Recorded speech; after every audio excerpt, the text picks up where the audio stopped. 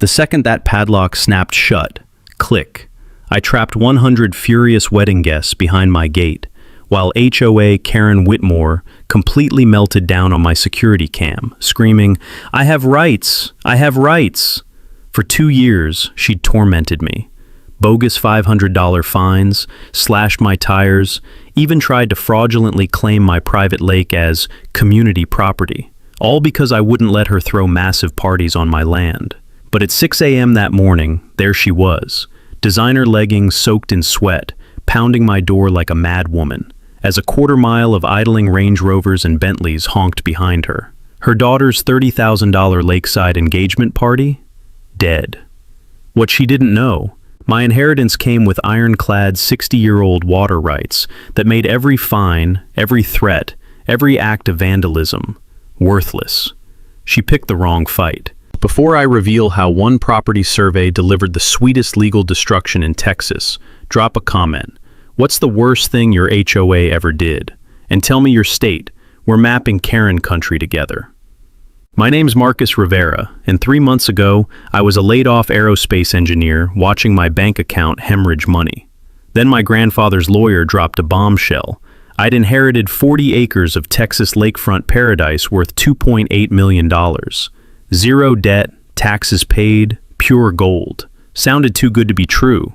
Turns out, it was. Because inheriting prime real estate in Texas also means inheriting a war with the most psychotic HOA president in the state. The property's in Millbrook County, about an hour from Austin. Crystal clear, spring-fed lake, towering oaks, morning mist that makes you believe in God. My grandfather built it all by hand in 1962. Main house, guest cabin, dock, everything solid cedar that still smells like sawdust and old-fashioned craftsmanship after a storm. Problem? It's surrounded by Millbrook Estates, a bougie subdivision full of McMansions and HOA Nazis who think they own the world. That's where Karen Whitmore entered my life like a plague. Picture this. Tuesday morning, 8 a.m. sharp. Pearl white Escalade roars up my gravel driveway, engine running, spewing diesel fumes that mix with the sweet honeysuckle smell drifting from my fence line. Out steps 5'0" of pure entitlement. Bleached bob haircut so perfect it looks molded from plastic, $300 designer athleisure, and a clipboard gripped like she's about to serve a federal warrant. Marcus Rivera? Her smile screamed, I eat souls for breakfast. Karen Whitmore, HOA president. We need to discuss your compliance issues. Vanilla perfume hit me like chemical warfare, so thick I could practically taste the artificial sweetness coating my throat. Then came the demands. Install a $15,000 security system immediately. Pay $400 monthly HOA fees, despite my property existing before her precious subdivision. Oh, and grant community access to my private lake for neighborhood parties. Lady, I'm not in your HOA. My grandfather built this place in 1962. Technically correct, she said, voice dripping condescension, while adjusting her oversized designer sunglasses. But this community has established usage patterns. We have implied rights to recreational access. She waved some official-looking papers, complete forgeries I learned later, lecturing me about community standards, while her Escalade poisoned my air. That stupid, blessed bumper sticker felt like a personal insult. My elderly neighbor Dale peeked over from his yard work, shooting me a sympathetic look. Later I discover he'd been watching Karen terrorize property owners for years. Ma'am, you need to leave. Now. The mask dropped instantly. Her whisper somehow felt more dangerous than screaming. Bad choice, Marcus. This neighborhood handles problem residents very effectively. Gravel exploded under her tires as she peeled out, dust cloud hanging in the summer air like a threat. The sound of her engine fading, mixed with the distant call of loons on the lake, a reminder of what peace used to feel like. I stood there thinking about my grandfather's advice.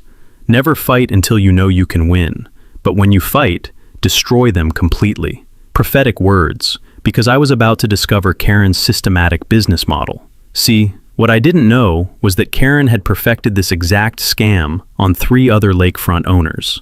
Her playbook was surgical. Harassment, fake legal threats, regulatory pressure, social isolation, until victims sold for pennies. Then, her shell companies flipped properties for $1 million profits. She'd literally weaponized the HOA to steal people's homes. But Karen miscalculated catastrophically. She assumed I was another soft target she could bully into submission. She had no clue that aerospace engineers are trained to find system vulnerabilities and exploit them without mercy. More importantly, she didn't know about the banker's box in my grandfather's closet. 60 years of property documents that were about to obliterate her entire operation, including water rights contracts that predated her subdivision by decades. In Texas, water rights are separate from surface property rights and can supersede newer developments. Always research water rights before buying lakefront property. Karen thought she was playing chess with a pawn. She was actually picking a fight with someone holding nuclear weapons. 2 weeks later, I'm sipping coffee on my dock, watching sunrise paint the lake gold, when my peaceful morning gets carpet-bombed by a certified letter. Cease and desist. Illegal vacation rental operation. Signed by some hotshot Austin law firm with a name longer than the Constitution. I'm staring at this legal fiction like it's written in ancient Sumerian. Vacation rental? I'm renovating the guest cabin for personal use. Haven't rented squat to anybody. But there it is, claiming I'm operating an unlicensed commercial enterprise and demanding I halt all rental activities, remove all advertising, and cough up $5,000 in community impact fees. The smell of premium legal bullshit was so thick I could have sold it as fertilizer. That's when I wandered over to chat with Dale, my 70-year-old neighbor, who'd been silently observing Karen's theater from his rose garden. Turns out, this sweet, retired teacher had front-row seats to the greatest hits collection. "Son, you're victim number 4, Dale said, pruning his roses with surgical precision. The metallic snip-snip of his shears cutting through thorny stems sounded oddly ominous in the morning quiet. She pulled identical moves on the Williams family last year. Fake vacation rental claims, bogus violations, daily county harassment. Poor folks couldn't sleep, couldn't eat, sold their $800 lakefront paradise for $400,000 just to escape the psychological torture. My coffee suddenly tasted like acid. Let me guess who swooped in to buy it. Millbrook Development LLC, same business address as Karen's real estate office. Dale's weathered face crinkled with disgust. Amazing coincidence, don't you think?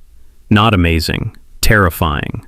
I spent the next 3 days drowning in county property records, discovering Karen had turned systematic theft into an art form. 3 lakefront properties in 5 years. Identical playbook every time. Orchestrated harassment, manufactured legal pressure, desperate below-market sales, then shell company purchases for obscene profits. She'd literally industrialized home theft. But Karen's first major tactical error was escalating to family resources, specifically her brother-in-law, Deputy Sheriff Tommy Whitmore. Suddenly I'm getting wellness checks at dawn. Tommy's patrol car rumbling up my gravel driveway at 6 a.m. sharp, diesel engine mixing with peaceful morning birdsong like audio terrorism, claiming anonymous reports of suspicious activity. Just making sure everything's copacetic, Mr. Rivera, he'd drawl, flashlight beam dancing across my windows despite blazing daylight. Multiple calls about possible drug trafficking. Drug trafficking. At a lake house where my hardest substance is expired Tylenol PM. After the 4th bogus visit, my engineering brain kicked into documentation mode. I remembered reading somewhere that Texas law makes it a felony for public officials to abuse their position for personal gain.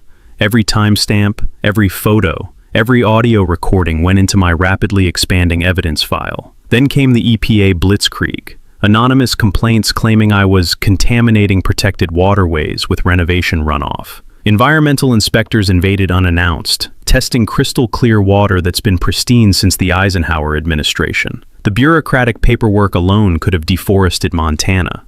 Karen's tactical masterpiece was weaponizing noise ordinances. Legal construction work, properly permitted, reasonable hours, suddenly became community peace violations. Tommy would materialize like a bad rash with his decibel meter, the electronic beeping creating surreal harmony with legitimate power tool sounds. More neighbor complaints, he'd announce with barely concealed smugness. Excessive noise disrupting residential tranquility. The complaining neighbor? Karen's McMansion sits 400 yards away through dense oak forest. She couldn't hear my nail gun if I was building the Pentagon. Time for strategic counterattack. I marched into county administration and filed formal harassment complaints against both Whitmores, documented every fraudulent visit, every manufactured violation, every systematic abuse of taxpayer resources. Betty, the granite-tough county clerk who'd survived 40 years of local politics, reviewed my mountain of evidence and whistled low. "Honey child, this makes complaint number 3 about Tommy Whitmore this month alone. You better get yourself a lawyer before they escalate further." Best advice anyone had given me yet. While researching legal defenses, I discovered something beautiful buried in property law text. Adverse possession, the legal fantasy supporting Karen's established community access claims, requires 10 consecutive years of continuous, uninterrupted use without any owner objection. I'd been objecting loudly, repeatedly, with multiple witnesses documenting everything. Her entire legal foundation was wet tissue paper, but the real thermonuclear weapon was hidden in grandfather's original survey documents. The 1962 property boundary revealed that Millbrook Estates' main entrance road carved directly across a 200-foot strip of MY inherited land. Every single HOA resident had been criminally trespassing daily for 15 years just to reach their own driveways. I could legally barricade their entire subdivision tomorrow morning. But patience pays dividends, especially when your enemy keeps loading ammunition into your guns. I filed that explosive information away like a nuclear option, waiting for maximum strategic impact. Karen was about to double down on stupid, completely unaware she'd just handed me the keys to total victory. 1 month into Karen's psychological warfare campaign, I wake up to discover my boat dock looking like it survived a naval bombardment. Safety railings severed with surgical precision using bolt cutters. Warning signs ripped down and scattered across the lake like confetti from hell. 3 dock posts loosened so badly they're swaying in the morning breeze like drunken sailors about to collapse. Damage estimate, $3,000 in repairs. And this wasn't random teenage mischief. This was professional-grade intimidation designed to send a crystal-clear message. I call the sheriff's office, and naturally Tommy Whitmore materializes, sipping coffee from a "world's best uncle" mug, while examining the destruction with all the urgency of a sloth on sedatives. "Probably just kids, Mr. Rivera," he drawls, not even pretending to take photos. "You know how teenagers get nowadays. Too much social media, too much energy, not enough supervision." Right. Because local high schoolers routinely carry military-grade bolt cutters and execute infrastructure sabotage with Navy SEAL precision.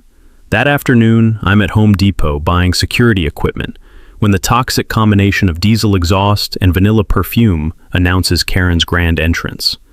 She glides up in her pearl-white Escalade, parks sideways across 2 handicapped spaces like she owns the municipality, and marches over wearing that predatory smile that makes my skin crawl. "Marcus, how absolutely tragic about your dock situation." Her voice drips synthetic sympathy thick as molasses. "This neighborhood's been so wonderfully safe until very recently. Makes you wonder what's changed around here." The sheer audacity was breathtaking. She's literally gloating about damage she obviously orchestrated while performing concern like a community theater villain. "Funny thing about vandalism," I reply casually, loading trail cameras into my cart. "It usually happens when criminals think they won't get caught." Her plastic smile freezes for exactly 1 second before snapping back into place. "I certainly hope you're not suggesting that anyone from our lovely community would engage in such unfortunate behavior." "Wouldn't dream of it, Karen, though I'm confident whoever did this will star in my security footage real soon." That evening, I deployed 8 military-grade trail cameras around my property perimeter. Motion-activated, infrared-capable, cloud-connected surveillance that would make NSA agents jealous. My aerospace background included satellite reconnaissance systems, so securing 40 acres of lakefront was basically an engineering warm-up exercise. The cameras delivered faster than Amazon Prime. 3 nights later, motion alerts explode across my phone at 11:47 p.m. I'm watching live, high-definition footage of Karen's teenage son, a pimply disaster named Brandon, spray-painting "trespasser" across my mailbox in blazing orange letters. The kid's guilty face is crystal clear under motion sensor floodlights, and he's actually wearing his Millbrook High Letterman jacket like he wants to autograph his crime. Next morning, I stroll over to Karen's McMansion palace, carrying printed screenshots and my most innocent smile. "Good morning, Karen. Thought you'd appreciate seeing what your son accomplished last night." I present the photographic evidence. Brandon's face frozen in ultra-high-definition criminal activity, spray can in hand, vandalism in progress. The proof was so overwhelming, it could convict him in traffic court. Karen studies the images for 30 seconds, her expression cycling through shock, rage, calculation, and back to synthetic innocence like a malfunctioning robot. "These are obviously manipulated, Marcus." She hands back the photos with a laugh that sounds like shattering champagne glasses. Digital fakery is so elementary nowadays. Any teenager with Photoshop can fabricate evidence. I find it deeply disturbing that you're targeting my family with doctored images. I'm watching this woman deny photographic reality while holding proof of her son's crimes. Suddenly, I understand how flat Earth conventions get attendees. "Karen, these images are time-stamped, GPS tagged, and authenticated through blockchain verification. Are you threatening to criminally prosecute my minor child?" Her voice hits that special frequency that makes neighborhood dogs start howling, because filing fraudulent accusations against teenagers sounds exactly like something our district attorney prosecutes aggressively. She storms toward her house, slamming the door with enough force to crack paint. But I catch her peering through designer blinds as I walk away, undoubtedly planning escalation number 3. The revenge escalated to industrial warfare levels. My well water gets contaminated with liquid detergent, transforming every faucet into a bubble factory. Professional tire tracks carve through my landscaping after each storm, deep enough to require landscape architecture repairs. Building inspectors materialize weekly, demanding examinations of suspicious unpermitted structures that have been legally grandfathered since the Eisenhower presidency.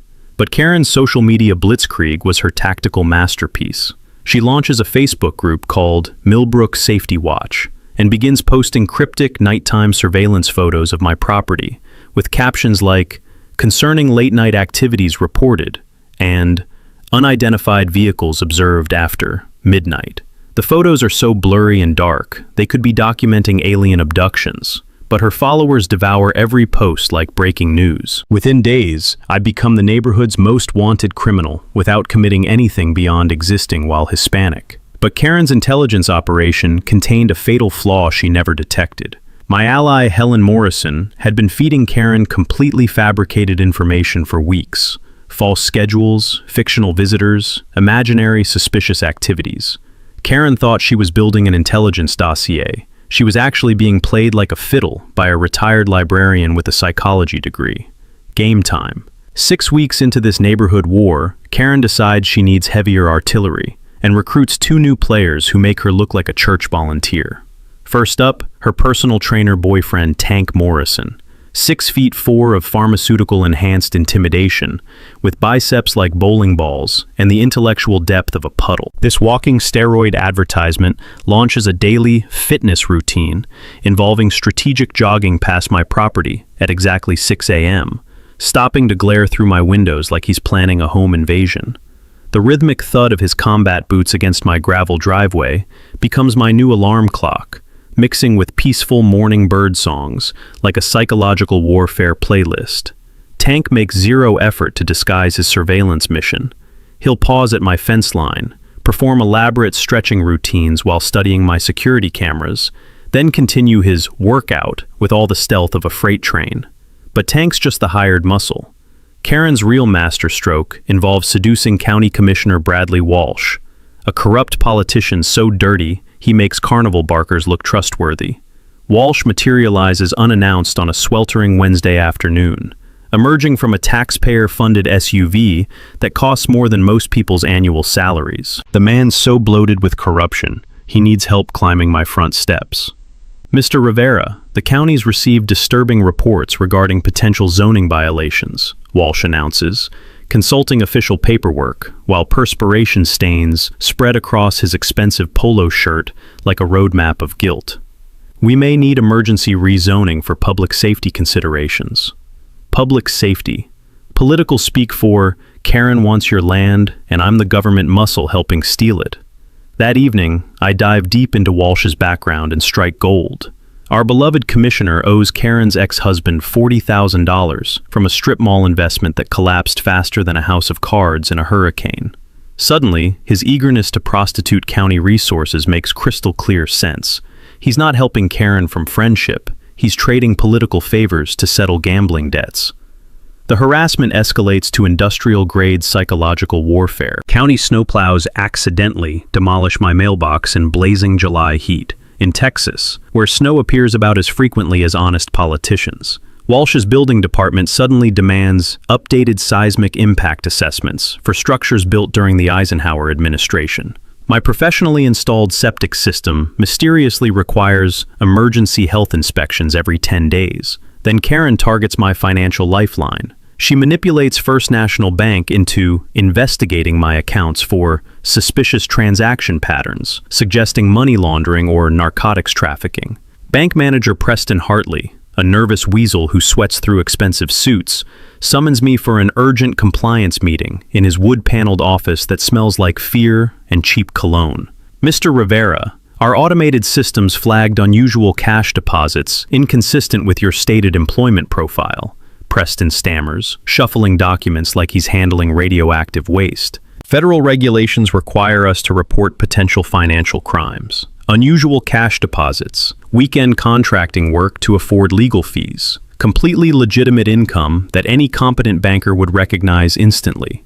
But Preston had approved Karen's shell company loan for the Williams property acquisition, making his cooperation suddenly logical. I'm battling a coordinated criminal enterprise masquerading as community leadership. Time to assemble my own war council. Dale connects me with his nephew Jake, an honest deputy sheriff who's been secretly documenting Tommy Whitmore's corruption for months. Jake's disgusted, watching his department's reputation get destroyed by one dirty cop selling badges for bribes. Uncle Tommy's been running Karen's personal errands for 2 years, Jake reveals, showing damning photographs of patrol cars parked at Karen's real estate office during official duty hours. Internal Affairs is building termination proceedings, but they need bulletproof evidence. Perfect timing. My security footage captured Tommy conducting fraudulent inspections. Audio recordings documented his manufactured violations. Timestamped logs proved systematic harassment patterns. I'd been accidentally building a federal case file. My attorney introduces me to Linda Lucy, a retired federal prosecutor who smells conspiracy cases like bloodhounds track escaped convicts. Marcus, this transcends HOA harassment. We're examining RICO territory here, Linda announces, reviewing evidence with predatory enthusiasm. Organized criminal enterprise exploiting government resources for personal enrichment. We're discussing federal indictments, asset seizures, significant prison sentences. But the thermonuclear weapon arrives via Freedom of Information Act requests for county communications mentioning my property. Walsh was catastrophically stupid enough to coordinate his corruption through official government email systems. The digital evidence reads like a criminal mastermind's instruction manual. Escalate regulatory pressure until target capitulates to below-market sale. Coordinate with Sheriff Department for maximum intimidation impact. Acquisition timeline. Force sale within 60 days maximum. Karen and Walsh had literally documented their conspiracy using taxpayer-funded communication networks. The smoking gun email makes my engineering heart sing opera. Engagement celebration will demonstrate established community lake access. Target 100+ attendees to create adverse possession legal precedent. Karen planned using her daughter's engagement party as evidence for stealing my water rights, bringing witnesses to prove community access that never legally existed. She just handed me the perfect legal bear trap. 14 days until party execution. Time to activate the nuclear option. While digitizing my grandfather's papers for the legal team, I'm drowning in decades of meticulously organized documents when a manila envelope catches my attention. Water rights. Permanent. Written in his careful engineer's handwriting, filed separately from everything else like it was special. The musty smell of old paper, mixed with cedar storage, hits me as I slide out a document that makes my hands literally tremble. The original 1960 water rights contract with the state of Texas. I'm reading legal language that changes everything. The contract grants my family exclusive recreational use of the entire lake in perpetuity, forever, in exchange for maintaining public fishing access from the designated trail area. But here's the nuclear clause that makes me want to call in sick just to celebrate. Any attempt to commercialize the lake or permit large gatherings requires written consent from the property owner. Karen's engagement party just became legally impossible, but the revelations keep cascading like winning lottery numbers. The original subdivision plat shows the lake access road, the exact route every HOA resident uses daily, crosses my property without any recorded easement.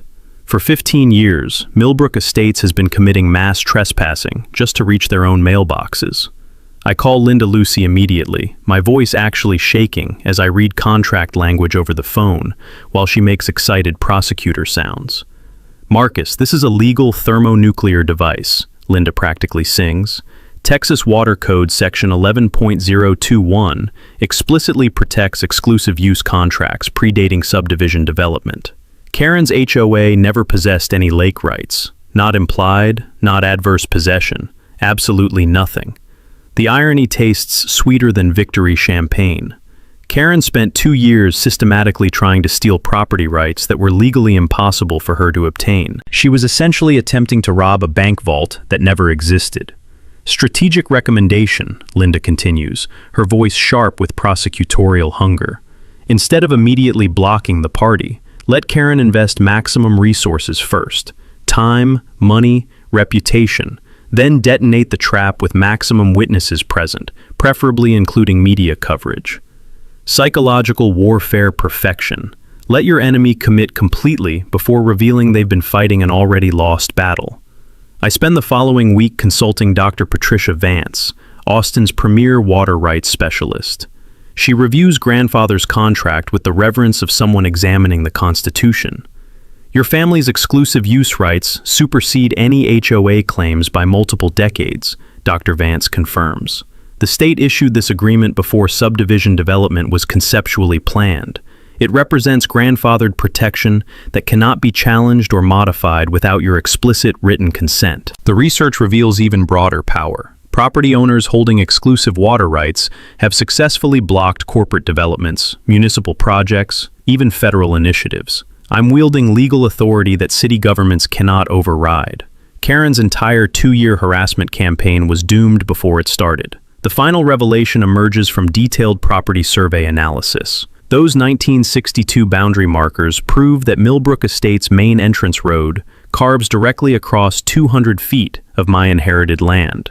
Every single resident commits criminal trespassing daily, just accessing their own homes. I could legally barricade their entire subdivision tomorrow morning, but Linda's strategy represents psychological artistry. Let Karen orchestrate the complete party, invest her social reputation, hire professional catering, then publicly obliterate everything with maximum humiliation impact. The engagement celebration becomes our courtroom, Linda explains. Karen brings 100+ witnesses who observe her claims getting legally annihilated in real time.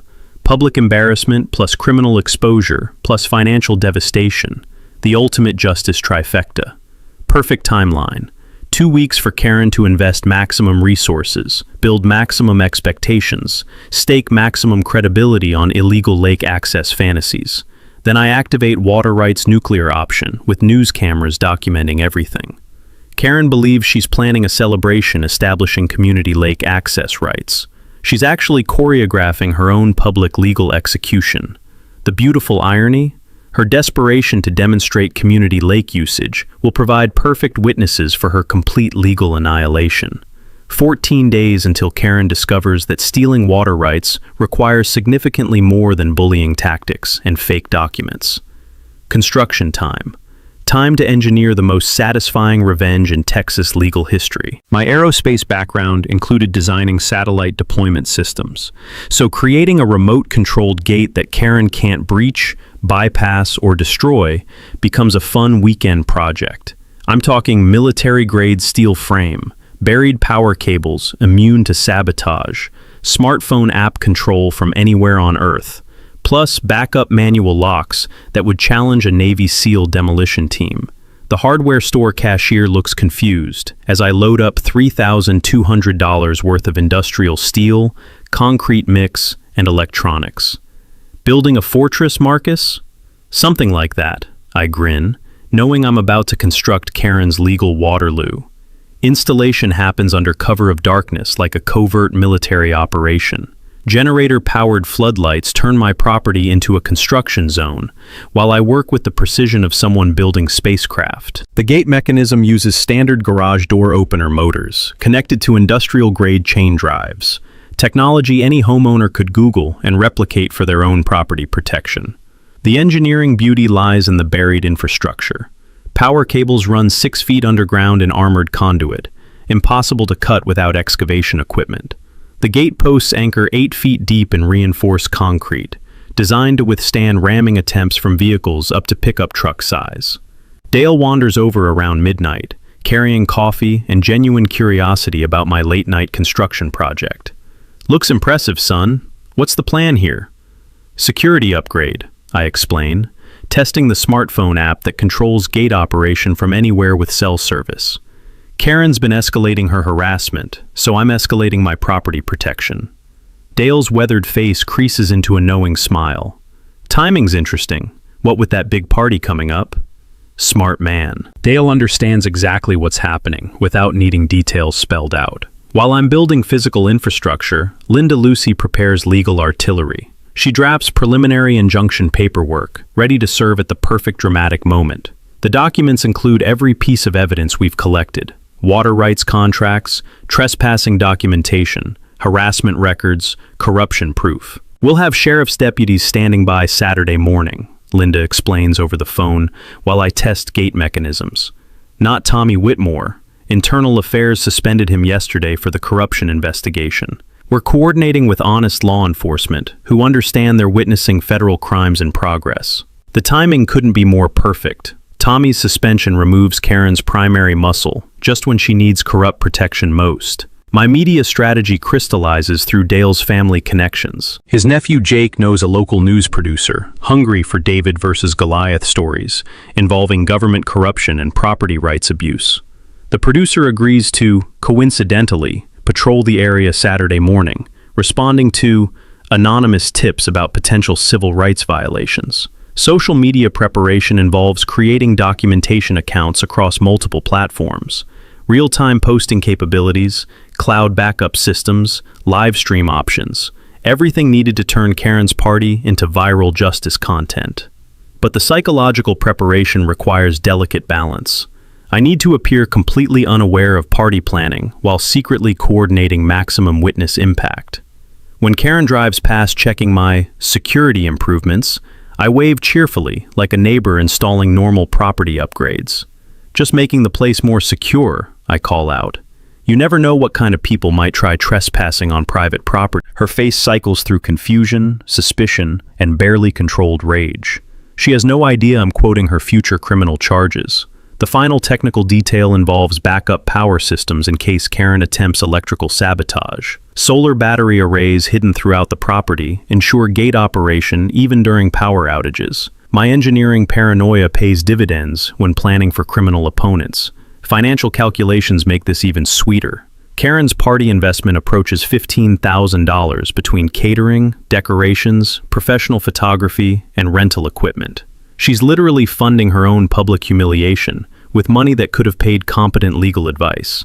Testing phase confirms everything works flawlessly. Gate opens and closes smoothly. Smartphone control operates from miles away. Backup systems activate automatically during simulated power failures. The mechanical sounds blend perfectly with natural lake environment.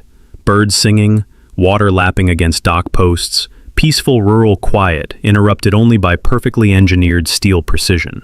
Dale helps me plant laminated copies of water rights documentation in weatherproof cases around the gate area. When media arrives, they'll find complete legal justification readily available for camera crews and reporters. "You know she's going to lose her mind completely," Dale observes, watching me test remote gate operation one final time. "That's the point," I reply. 2 years of harassment, vandalism, fraud attempts, corruption, all ending with public legal annihilation she orchestrated herself. The moral checkpoint moment arrives as I stand watching sunset paint the lake gold, thinking about grandfather's advice regarding picking fights carefully. Karen had multiple opportunities to negotiate reasonably, apologize professionally, or simply leave me alone peacefully. She chose systematic escalation instead.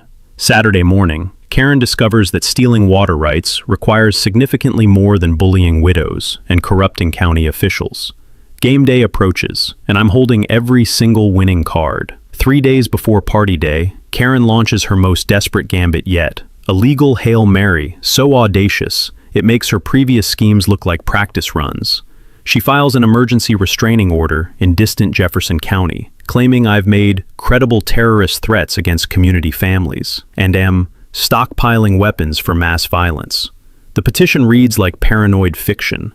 I'm apparently planning to poison the lake water, detonate explosive devices during family gatherings, and commit racially motivated violence against peaceful residents. Complete fabrication, but Karen's shopping for a friendly judge who owes political favors. The emergency hearing gets scheduled for Friday afternoon, 1 day before party execution, in a courthouse 2 hours away where Karen's attorney has connections. Judge Clemens owes his election to campaign contributions from Karen's real estate network, making this venue selection strategically brilliant and completely corrupt. Linda Lucy calls me Thursday night, voice tight with controlled fury. Karen's playing nuclear option politics, Marcus. She's betting a distant judge will issue emergency orders based on manufactured evidence before we can properly respond. What's our counter strategy? I'm driving 4 hours tomorrow to defend this case personally, Linda growls. And I'm bringing documentation that'll make Judge Clemens question his legal career choices. Friday afternoon, Linda and I sit in Jefferson County Courthouse, watching Karen perform her greatest acting achievement. Designer court outfit, crocodile tears, trembling voice describing her terror about my increasingly unstable behavior, and obvious preparation for violence.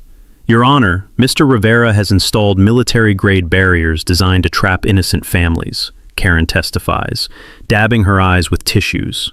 He's made explicit threats about destroying community members and has been observed conducting suspicious late-night activities consistent with bomb-making preparation.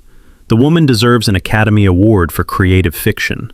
Her attorney presents evidence, including blurry photos of my gate construction, doctored audio recordings of conversations that never happened, and expert testimony from Tank Morrison, claiming my behavior indicates clear psychological instability. Judge Clemens looks ready to grant the restraining order until Linda stands up. Your Honor, I'd like to present authentic documentation regarding this case. Linda methodically destroys Karen's entire presentation using actual evidence. Water rights contracts proving my legal authority. Property surveys showing systematic trespassing by Karen's community. Documentation of 2 years of harassment, vandalism, and fraud attempts.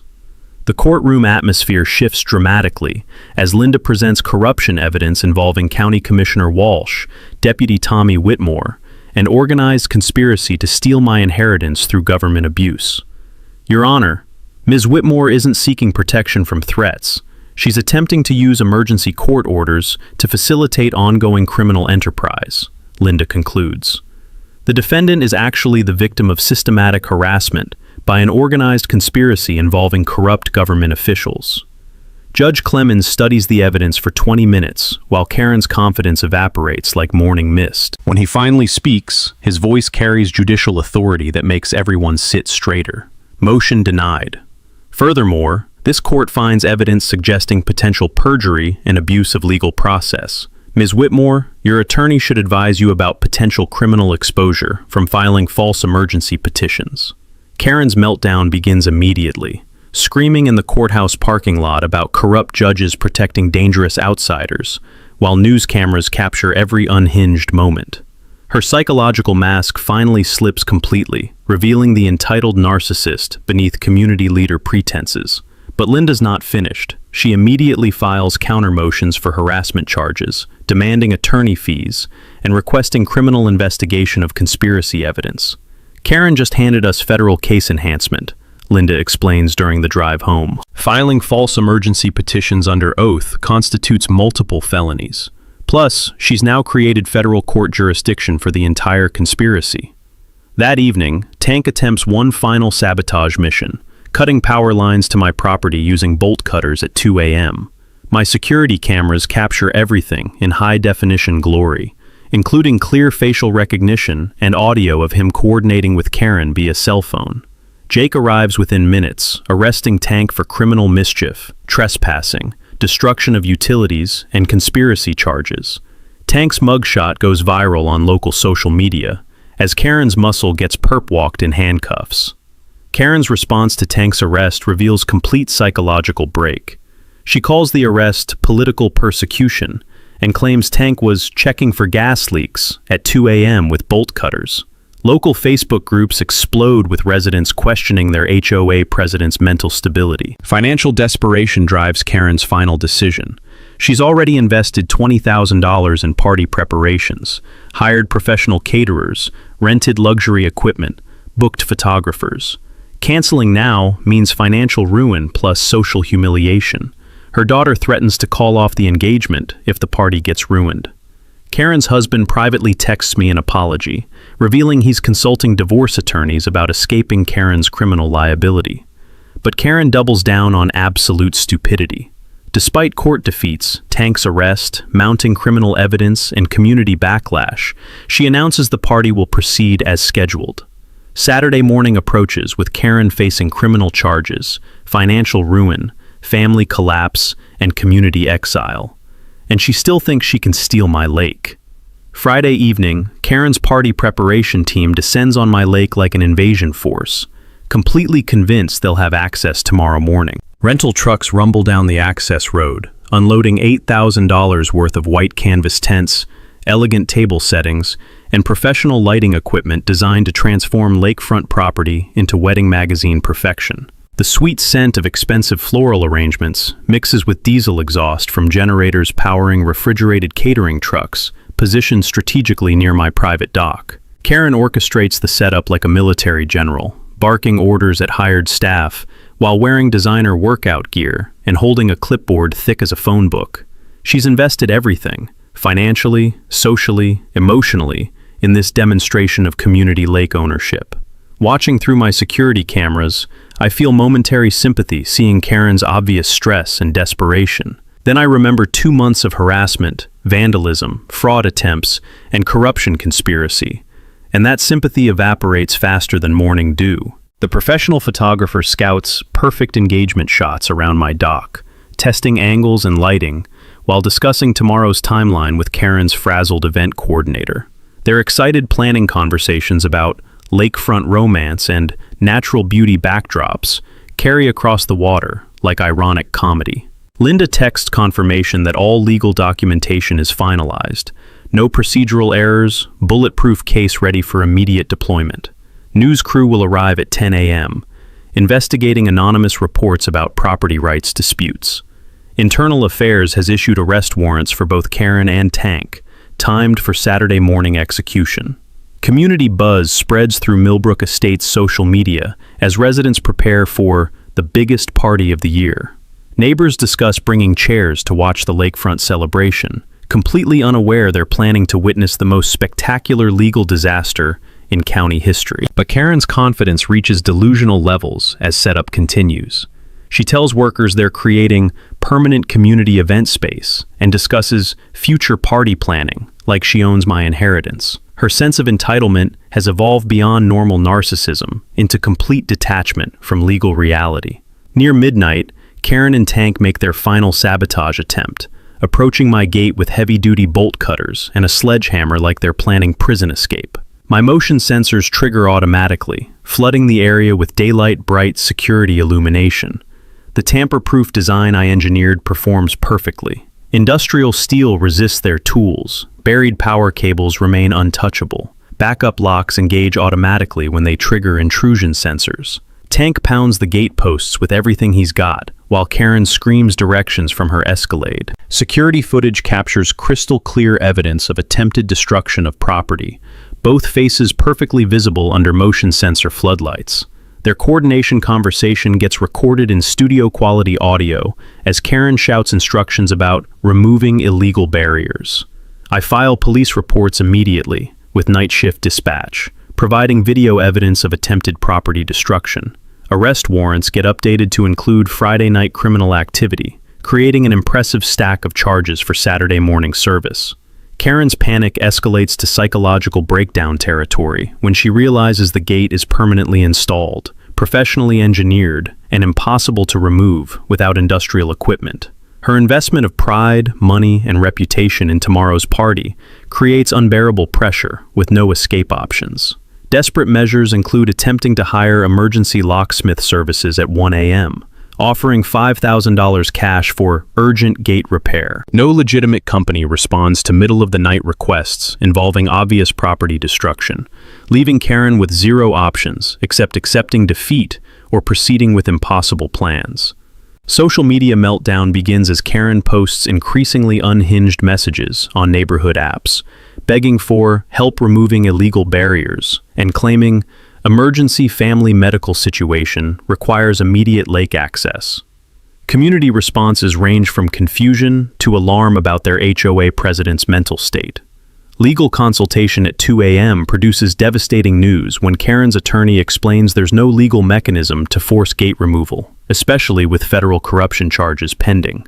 Karen faces potential prison time, asset forfeiture, and professional ruin regardless of party outcomes. Financial pressure reaches critical mass with sunk costs exceeding $20,000, cancellation fees that would bankrupt party budgets, and vendor contracts requiring payment regardless of access issues. Karen's daughter delivers emotional ultimatum, threatening engagement cancellation if party fails. Family implosion accelerates as Karen's husband privately contacts me through Dale, expressing genuine apologies and revealing he's consulting divorce attorneys about escaping Karen's criminal liability. Marriage survives many challenges, but federal conspiracy charges test even strong relationships. Karen takes prescription sleeping medication, sets 6 phone alarms for 5 a.m. gate inspection, and spends restless night alternating between panic attacks and rage fantasies about forcing access through pure determination. Technical systems perform flawlessly during final testing. Smartphone gate control operates from anywhere. Cloud backup storage preserves all evidence. Battery systems maintain power during simulated outages. My engineering paranoia creates unbreachable security, protecting both property and legal case. Emotional preparation involves accepting that tomorrow changes everything permanently. Karen's systematic harassment ends. Community harassment stops. But neighborhood relationships never recover completely. Victory carries costs beyond legal satisfaction. Weather forecast delivers perfect conditions. Sunny skies, 78 degrees, 0 precipitation probability. Mother Nature refuses to provide Karen any last-minute party cancellation excuses. Both sides prepare for Saturday morning confrontation that ends this 2-year war definitively. Dawn approaches with Karen holding losing cards she refuses to acknowledge. Saturday morning, 7 a.m. sharp, game time. The first cars arrive early, immediately confused by the locked steel gate blocking access to what Karen promised would be community celebration space. I'm sipping coffee on my deck, watching through security cameras as a convoy of luxury SUVs backs up along the rural road like expensive dominoes. Karen's Escalade roars up at 7:15, her desperation visible from 200 yards away. She explodes from the driver's seat, wearing a $500 party dress and panic expression, immediately attacking the gate with crowbar fury, like she can force steel to obey social pressure. The engineering holds perfectly. Industrial materials resist her amateur destruction attempts, while backup systems engage automatically, creating digital evidence of property damage in real time. By 8 a.m., 40 vehicles sit trapped behind my locked gate, blocking county road access for normal traffic. Elderly relatives from out of state call Karen, asking for directions, while confused family members wonder why the community lake access requires criminal trespassing. Guest frustration escalates rapidly as Karen screams into her phone, coordination completely collapsed. Wedding photographer arrives expecting lakefront paradise, discovers legal nightmare instead. Catering trucks can't reach setup areas. Expensive floral arrangements wilt in morning heat. Professional event planning disintegrates into chaos. Karen's Facebook Live meltdown goes viral instantly as she broadcasts rage directly to social media. "This is my right! My community's right! He can't steal our lake!" she screams at camera phones, completely unhinged while guests document her psychological breakdown. Perfect timing. Channel 8 news crew arrives at 9:30, coincidentally, investigating anonymous reports about property rights dispute. Reporter Jessica Martinez begins interviewing stranded guests, while camera operator captures Karen's continuing meltdown for evening broadcast. The legal nuclear option activates at exactly 10 a.m. Process server Dale Jenkins approaches Karen's Escalade, carrying official harassment charges, conspiracy indictments, and federal fraud accusations. Karen served criminal papers on live television while screaming about government conspiracy and illegal persecution. I emerge from my house, carrying water rights documentation, approaching the growing crowd with calm confidence that drives Karen to new rage heights. Ladies and gentlemen, I announce clearly for news cameras, I'm Marcus Rivera, legal owner of this property since 1962. Ms. Whitmore has been attempting to steal my family's water rights using harassment, fraud, and government corruption. Public confrontation erupts as Karen screams accusations while media documents everything. He's lying! Those documents are fake! This lake belongs to our community. Time for the mic drop moment. I present original 1960 water rights contract to news cameras, explaining exclusive use provisions that predate HOA existence by decades. County Clerk Betty Morrison arrives on scene, confirming document authenticity for television audience. These water rights are registered, recorded, and legally unbreakable, Betty announces professionally. Ms. Whitmore's claims have zero legal foundation. This family owns exclusive lake access dating to 1962. Community revelation explodes as neighbors publicly support my position, sharing their own Karen harassment stories for news cameras. The woman who terrorized property owners for years gets exposed as systematic bully using HOA authority for personal profit. Sheriff's Department arrives with honest deputies, not corrupt Tommy Whitmore, executing arrest warrants for harassment, fraud, conspiracy, and federal corruption charges. Karen gets handcuffed on live television while family members watch in horror. Tank's additional arrest for attempted property destruction, utility sabotage, and conspiracy completes the criminal enterprise dismantling. Both primary conspirators face federal charges, carrying significant prison sentences. Guest reactions range from shock to disgust, as family members realize they've participated in systematic trespassing based on completely fabricated legal claims. Several relatives publicly apologize while distancing themselves from Karen's criminal behavior. Financial catastrophe strikes simultaneously, as catering companies demand immediate cash payment, $12,000, while Karen sits handcuffed, unable to access funds. Professional vendors refuse service without guaranteed compensation, leaving expensive setup abandoned in morning heat. Daughter's emotional breakdown provides television drama, as bride-to-be realizes engagement party destruction, plus mother's criminal charges, permanently damage family reputation.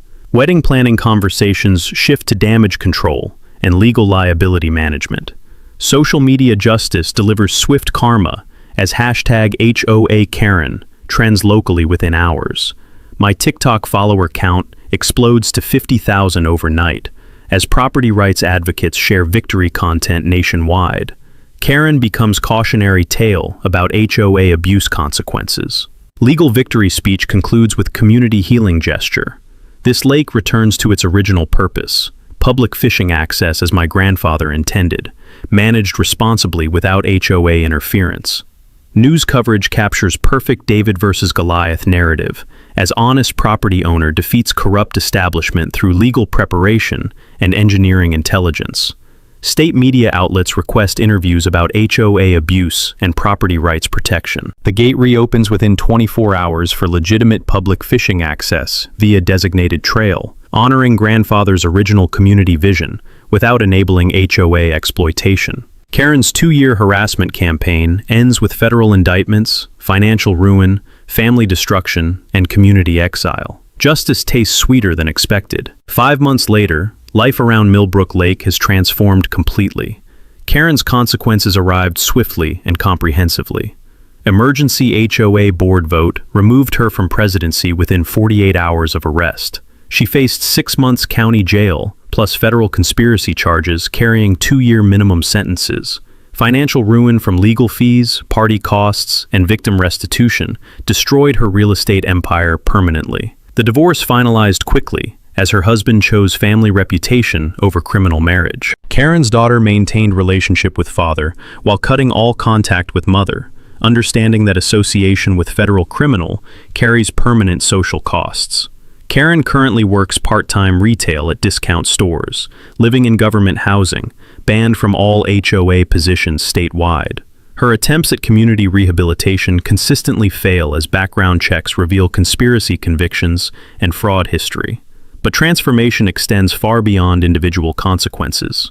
Millbrook Estates elected completely new HOA leadership, committed to legitimate community service instead of property theft schemes. Reformed bylaws prevent harassment campaigns, require financial transparency, and establish independent oversight preventing future corruption. The Lake Conservation Project exemplifies positive change, as I partnered with Reformed HOA on legitimate environmental protection. $75,000 federal grant funding supports water quality monitoring, fish habitat restoration, and public education programs honoring grandfather's original conservation vision. Public fishing access operates exactly as intended. Free community resource managed responsibly, without exploitation. Local families enjoy weekend fishing.